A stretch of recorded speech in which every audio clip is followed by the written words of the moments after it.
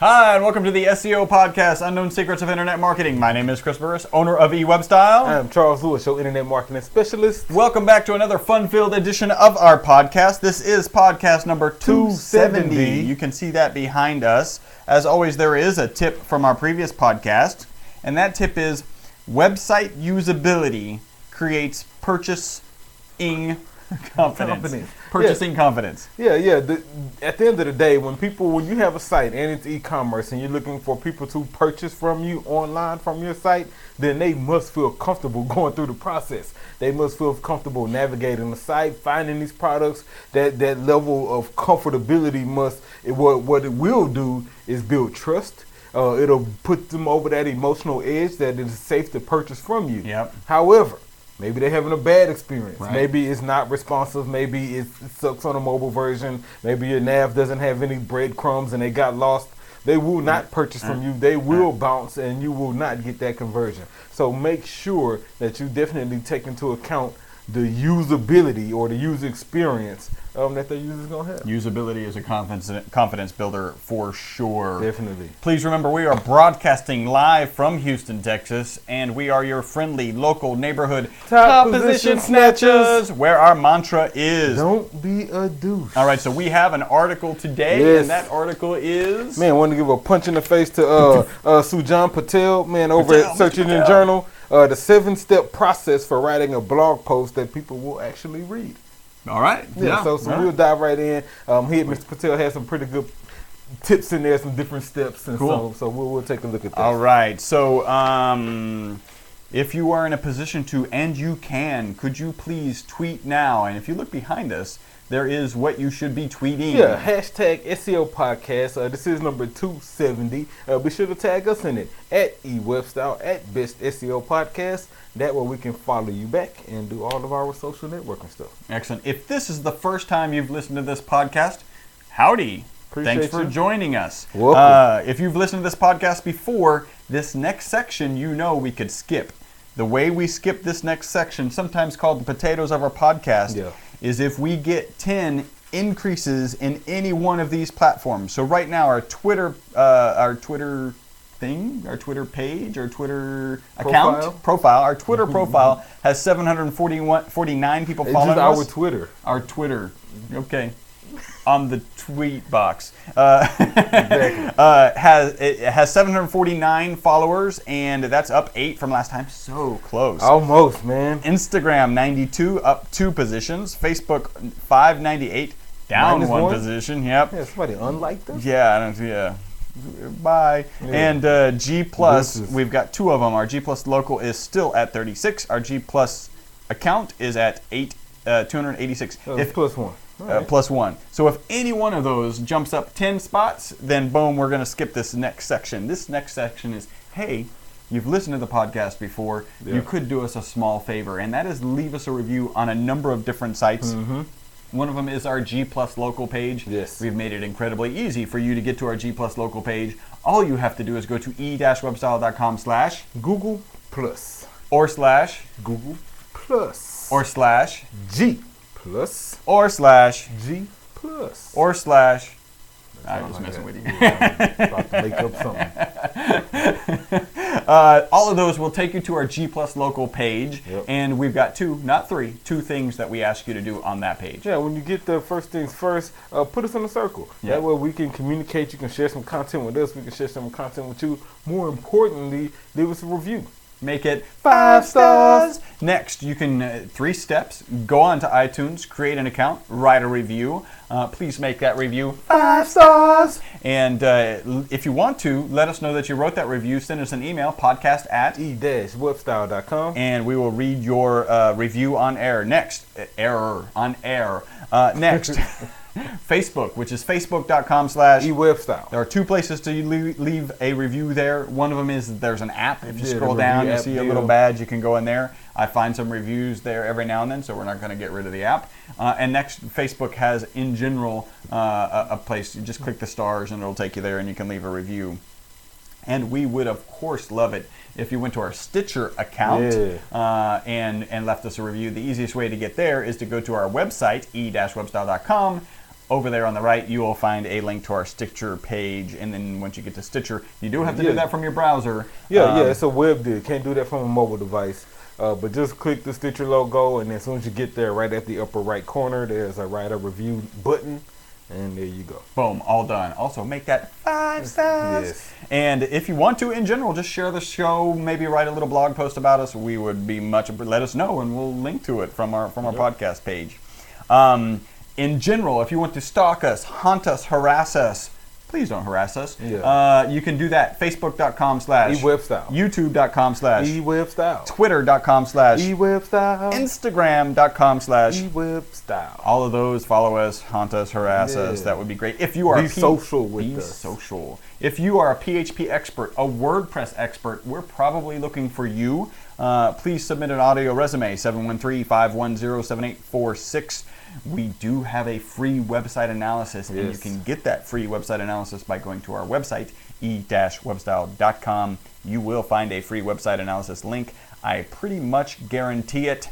And now it's time for our favorite segment of the show. It's the Algorithm Cataclysm.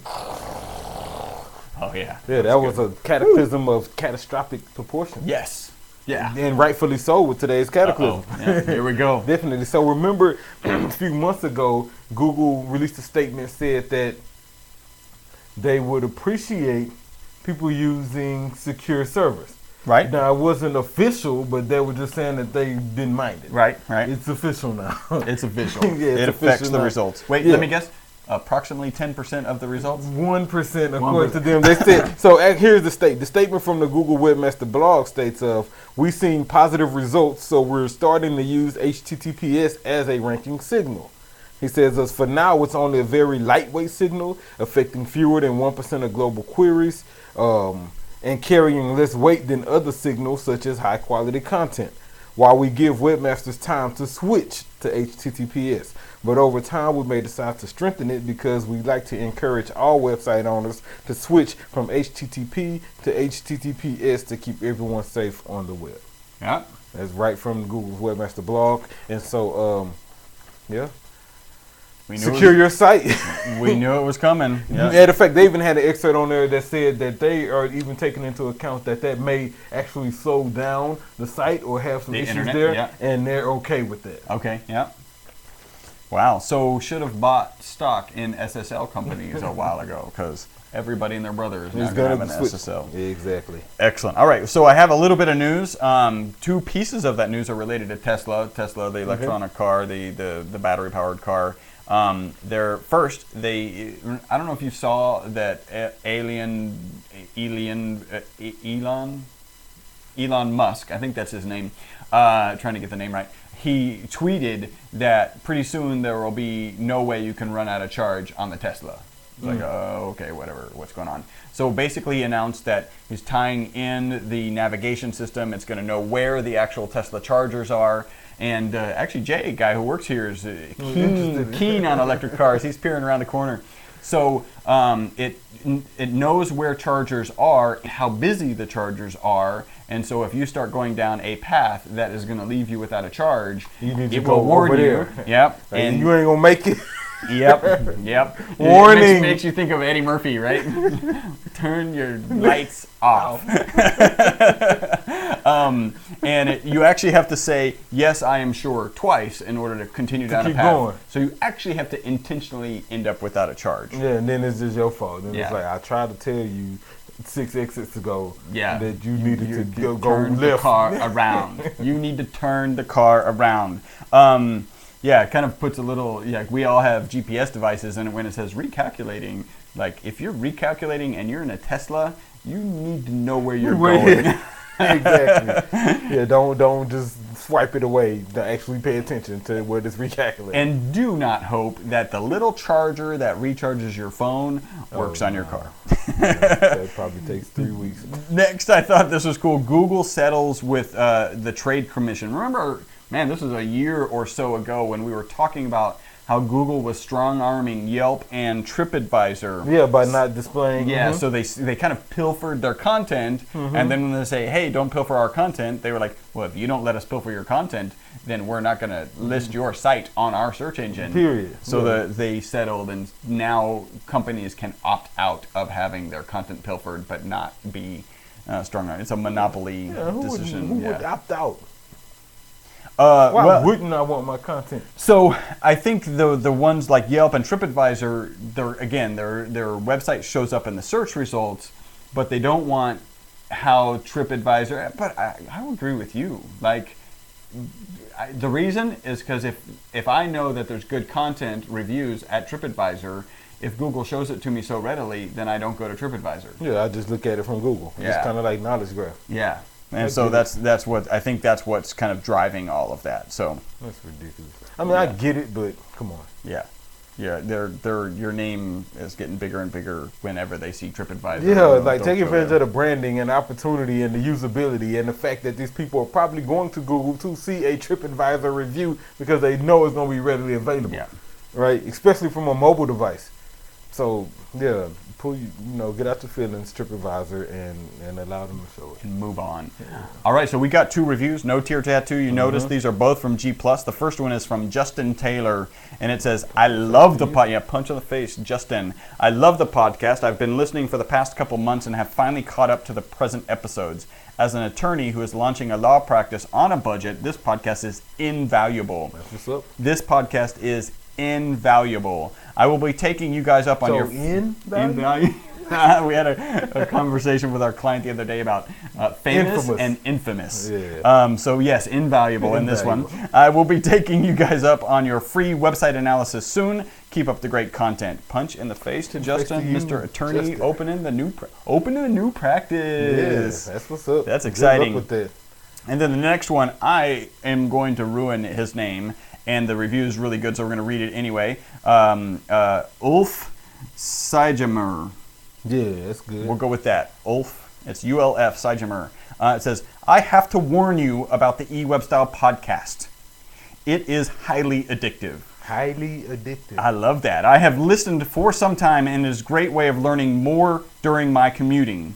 I've been working with SEO and online marketing for 15 years, but I find good information in both the meat and potato section of this podcast. I heard some criticism against the potato section, and here's a tip. Fast forward. Yeah, if you don't like the way the podcast is structured, you could just fast forward past this, use YouTube past this section, or just don't listen to the podcast in case you don't like the format. Why write the bad review is his point. Yeah. Being in a business where you use YouTube a lot, he's got 140 plus videos. Mm-hmm. I understand the amount of effort you put into these podcasts and would like to give you a punch in the face for your energy, consistent format, and cheerful attitude. Snail in the eye. So this is an old Swedish expression. Snail in the eye. To all the guys who write bad reviews. Yeah. Yeah, snail in your eye. Equivalent to a kick in the shin. Yeah. Snail in your eye. We're going to have to add that one. That sounds irritating. Yeah, like gross, irritating, uncomfortable. And deserving for people who write negative reviews. Exactly. Yeah, why don't you just skip the criticism and go find another podcast? Snail in your eye. One. Yeah. I love that. Yeah. Oh man, punch in the face. There are, but they're like outdated and no content and not infotainment. So punch in the face to Mr. Seigemer. And then finally punch in the face to Daryl and Erica over at Noble Mortgage. Noble Mortgage and Investments. Just launched their website this week. It's noblemoney.com. Yes. And I actually just delivered their celebration package. So we make a little celebration package for our clients. It was well received. Had a great time meeting up with Daryl and Erica. Punch in the face to you guys. So glad to be moving into the SEO phase, the internet marketing phase. Get ready. Now it shifts gears. And that is the potatoes of our podcast. I'm going to get back to a couple punches in the face as well. That's right. This one goes to Stuart Sampson. He hit us up on Twitter. He's at Stu Sampson. He says, at eWebStyle, been listening, catching up since I have a new digital marketing job. I'm a noob alert. Thanks for all the info. Dude, punch in the face to you, punch in the face. Appreciate you listening. Appreciate you hitting us up, man. So that was Stu? Stuart Sampson. Stu the noob. Stu the noob. All right. Yeah. And so I got some news as well. So talking AdWords, right? Right. So AdWords now has Google released the first AdWords app for Android. They have one coming on iOS. It's in the making. Okay. Right now, they released it on Android, and you can literally manage your AdWords campaign. Wow. Now, you can't. It's limited. It works side by side with the desktop version, so you can't like create new campaigns and things like that. But you can tweak budget and bid pricing, ads, keywords. You can do all of that kind of stuff. I think that's awesome. Yes. I think that's an awesome idea. For when that client, who we believe in transparency, so our clients actually have access to the that- AdWords account. When they go in and accidentally turn on, Display network and rack up $5,000 of billing on a Sunday and call Charles and like, help! In the middle of church. Turn it off! He could just pull up his phone. Yeah, and sitting in church and stop the bleeding. Stop the bleeding. Yeah. Definitely. So continuing on that same line of AdWords, Google also rolled out a new update, and I thought this was newsworthy as well. They changed the destination URLs. Okay. Right. So remember, at first when you're creating that ad, you have your title, right? It's like 25 characters. Then your first line, 35 characters. Second line, 35 characters. Then you have your URL, your display URL, and then your destination URL. Right. And the problem with having that destination URL was if you're like us and you're doing URL tracking, right, then I have to put my entire custom URL string within that destination URL, which was okay because that's the practice we had been using, we currently use today. The problem with that is if I want to change what I'm tracking, maybe I want to keep my ad the same, right? But I just want to change my tracking parameters. If I edit that, it's going to force that whole ad to be edited and then up for review again. And now my ad comes down until they review. Exactly. Yeah. Which is usually only a day, but my ad's down for a day. That's a day, yeah. It's a day, exactly. So with the new URL, dynamic URL deal, now I can change the parameters of any tracking and it only affects the destination URL and the ad stays live. That makes sense. Makes perfect sense. Should have been rolled it out, but I appreciate you for doing Punch that. in the face for Punch doing in the that face right. to Google for doing that right. Exactly. And that, sir, is our potatoes. Potatoes of the podcast are over, so now we're getting into the meat of the podcast. And this is, hey, you actually want people to read your blog? That's an interesting concept. Interesting. So, and we'll talk about that here in a moment because we're under the belief that, yeah, we do want people to read it, but if they don't read it, I don't care. Yeah, at the end of the day, we're focused on generating leads and conversions. Yeah. And especially with most of our clients being like service providers, plumbers, roofers, AC guys, lawyers, doctors, things like that, are more focused on getting you that conversion than actually having some user sit there and read 800 Your words of entire blog website. content. Yeah. Exactly. However, there are the occasional users that want to read the blog post. And it still needs to be good, and it needs to follow these guidelines probably. Yeah. And so punch in the face to Sujan Patel over at Search Engine Journal. He says the 7-step process for writing a blog post that people will actually read. Step 1, he says choose a topic your audience actually cares about. This is so important. So obvious, right? Yeah, it's so obvious yet not followed so many times. Yeah. And I think you have to understand the type of visitors you have, the type of business you offer. What are people coming to your site for? What are they looking for? What are they looking to gain? What are they researching? What are they trying to find out? More importantly, how can you help them? Matter of fact, he goes on to say, don't think about what you like to read. Think about the problems your audience is having and how your blog content can help position your business as the solution. What keeps them up at night? Exactly. I wrote down your content should focus on the user. Yep. What keeps them up? What is their pain point? What is their emotion? Right? Address that in your blog content, and then they will likely engage and likely convert. Boom. Number 2. Step 2, he says, write a lot of headlines for every post. Why would somebody write a lot of headlines? Yeah, he absolutely true right here, because understand that the headline, first off, will likely be the title. Yeah. It's probably what's going to show in the search engine results page. If they click, it's definitely maybe the only thing they read. Right. You know, and so you want to, during that blog writing process, come up with as many headlines as you can that are relevant to your topic, to your subject matter. And so that way you can have some titles to choose from. You have variations of subheadings you can use. More importantly, you end up with titles you may want to A and B test later. Let me try this one instead of that one. Yes, you want a pro tip? Say you get 10 titles, throw up a little pay-per-click campaign, throw a little money at it, and see which which title one gets gets the titles. most clicks. And then go back and That's use your that title. one. Exactly. A matter of fact, he went on to say one of the best ways to do this is to write 20 to 15 headlines and then choose the best one that would generate interest in your post. How do you choose it? Test Throw up it. a little paper, test it. Throw up a little Test it. pay-per-click ad. Put some small budget behind it, and exactly launch all of them at the same Because time. Google runs that A/B test for you. They'll run the different ads for you. Exactly. So do that. Number 3. Number 3. He says focus on the lead. LEDE. Like, what is that? Well, that's really the opening sentences of a post or article or journal entry cool. or whatever it is. It's usually Is that those our word first. of the day? That's the word of the day. LEDE. And I'm not sure if it's pronounced lead, lady, or lead. I'm Probably going lied.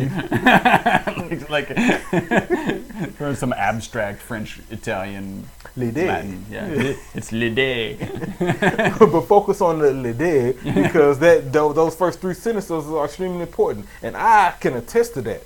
Because if your first paragraph don't captivate me, I will not read this No. post. I will immediately I will not start share scanning. it. Yeah, I will scan it because I'm already on it. Yeah. I'm like, oh, this is yeah. Look for that keyword, exactly something that catches your attention. something that's got 10 A seconds list. to stop me Yeah. from bouncing. Yeah.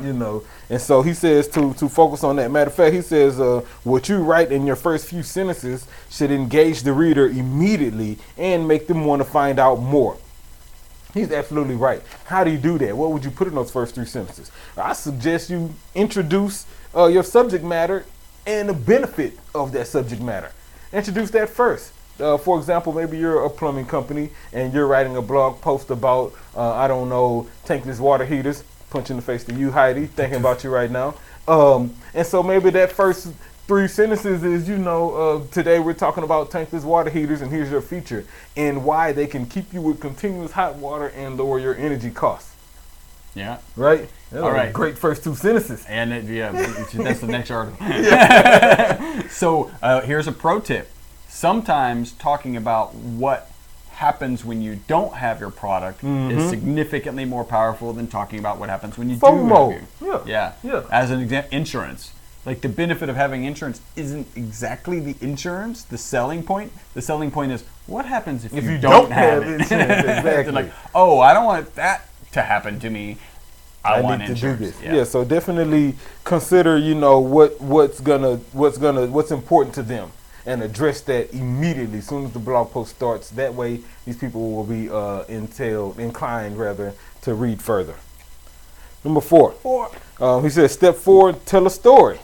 Duh. As much as you can ask when you just think about it, and this is in presentation period, whether it's a blog content, whether it's a video, whether you're preaching a sermon, whether you're doing I told several stories at my class yesterday. Right. In fact, punch in the face to U of H, Small Business Development Center.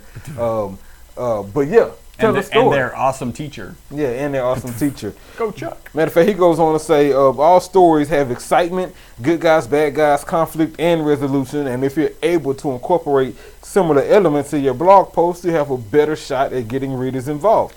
He's absolutely right. Everyone loves a story, even when they don't know they're reading a story, right? So present your content in that way that they can read it. You know what stories do?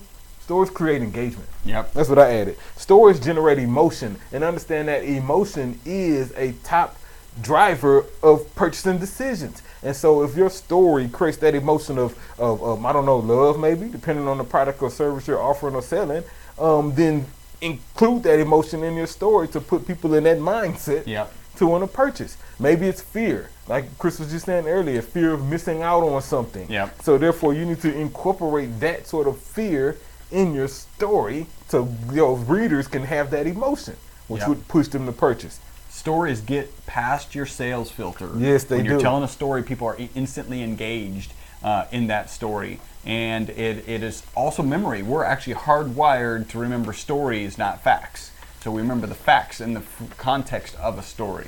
So That's how I run it. if you got facts to tell it in a story. Definitely. Number 5. Step 5, he says, keep the text well spaced. Mr. Patel, I love that tip because I've ran across too many sites where there's not enough spacing between the lines. There's not enough images. Hard to read. It's actually only 600 characters, but it looks like 2,000. You know what I'm saying? My brain stops. It's like, Yeah. No. Bounce. Yeah. Reading. Yeah. And I like to read, ironically. But so make your text well spaced, right? Yeah. Separate smaller paragraphs, 2 to 4 sentences max. You really don't want no 6-7 sentence paragraph. Break them up, like separate images and titles and things like that. Bullet points. If you have some video, sprinkle in your video. That way your text is flowing. And one of the things to do here as well is make sure that when you create that space, that there's some continuity from one area of text to the next area. Yeah.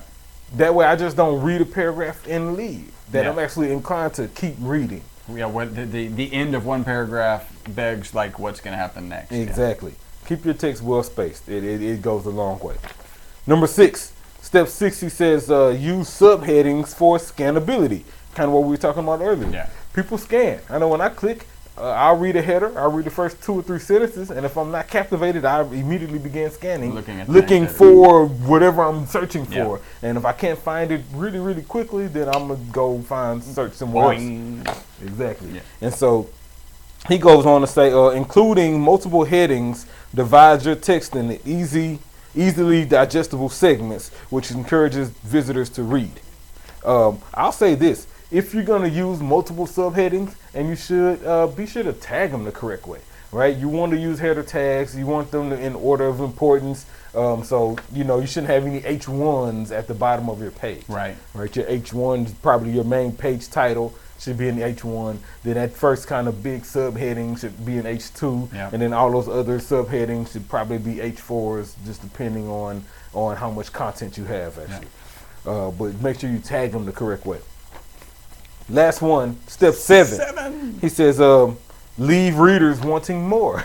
And I totally agree. Empire and Scandal and all these great shows, they do a phenomenal job at making you wait to the next one. Yeah. Exactly. And so your blog content can be presented in the same way. Matter of fact, he says one way to do this is to end with a cliffhanger and invite readers back for next week's post. It's a great idea, right? Especially if you're writing about a series or something like that. That's frankly that you have enough content to do that. Where if you can easily write more than 600 words, stop at 600. Yeah. In that post right there, and then in a story, hopefully, exactly, right? And have that continuation of the story for the following week or whatever. You may even want to remind people about it in a newsletter, right? Hey, don't forget to tune into the blog post coming out next week. Tweet about it. Exactly. Coming up. Yeah. And so I added this. Yeah, mention your next topic, or even better, allow your readers to select your next topic. Oh, yeah. Right? What if you gave them a poll and allowed them to choose what you should write about and then made a contest out of it and chose one and then crafted this long, beautiful blog post about it? They would read it, they'd share it, especially the person who selected it. And so that's a great way to engage users and make them feel empowered.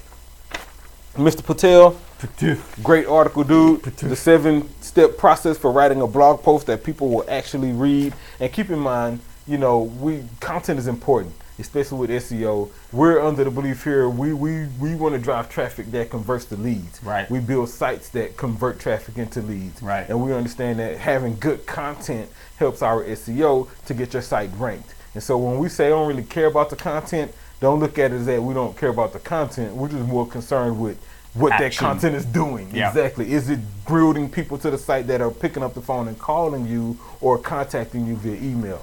And if they happen to read it, great. Content without action is a visitor. Exactly. Content with action becomes a customer. Exactly. Yeah. So that's our focus is on action. All right. So is that it? Do we have any news? Do we have any what? Any what news? Any? No what news. All right. So if you're looking to grow your business with the largest, simplest marketing tool on the planet, the internet, call eWebstyle for increased revenue in your business. 713-592-6724. If you have a referral, so you're in the internet marketing business, you have a referral. We've already got people who've done this. Send somebody our direction. They pay their bill. We pay you. We are filmed live at 5999 West 34th Street, Suite 106 here in Houston, Texas. This is the end of podcast number 270. Thank you guys for tuning in. Appreciate it. Thank you guys for making us the most popular internet marketing podcast in the known universe. Everywhere. Thank you, and until the next podcast, my name is Chris Burris. The Milky Way, and I'm Charles Lewis. Bye-bye for now. Right.